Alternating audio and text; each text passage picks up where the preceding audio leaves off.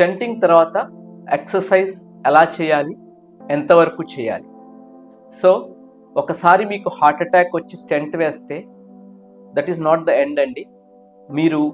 మీకు ఒక life time ఉంది హెల్దీగా ఎక్సర్సైజ్ మీ యొక్క పరిధిలో చేసుకోవడానికి. మీకు ఒక లైఫ్ టైం ఉంది. సో వై హర్రీ అవ్వాల్సిన అవసరమే లేదు. నా సజెషన్ ఏంటైతే హెవీ ఎక్సర్సైజ్ అవసరమే లేదు. మీరు ఒక 1 month కంప్లీట్గా మీరు ఇంట్లో ఏమైతే పనులు చేసుకుంటున్నారో అదే పెద్ద ఎక్సర్సైజ్, అది సరిపోతుంది. సో ఎండోథీలియం, ముందు చెప్పినట్టు ఎండోథీలియం డెన్యూడ్ అయిన ఎండోథీలియం మళ్ళీ కొత్త లేయర్ ఫామ్ అవడానికి 3 to 6 months ఫామ్ అవుతుంది. సో ఆ 3 to 6 months కొంచెం జాగ్రత్తగా ఉండి mild exercise like walking, 1 month తర్వాత mild exercise like walking, treadmill test at a lower speed, ఇవన్నీ చేసుకోవచ్చు.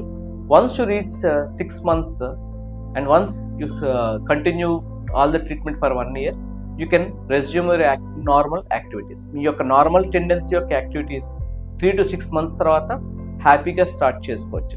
సో ఎక్సర్సైజ్ అనేది చేసుకుంటే దాని యొక్క అడ్వాంటేజెస్ ఏంటంటే, స్టడీస్ ఏం చెప్తున్నాయి, ఎక్సర్సైజ్ చేసిన వాళ్ళకి మరలా సెకండ్ టైం హార్ట్ అటాక్ వచ్చే ఛాన్సెస్ చాలా తక్కువ. ఎందుకంటే exercise will have decrease cholesterol levels, exercise will have decrease thrombotic levels in the body. So దీనివలన మీకు హార్ట్ అటాక్స్ రిపీటెడ్గా వచ్చే ఛాన్సెస్ చాలా తక్కువ. But at the same time గ్రేడెడ్గా చేయాలి.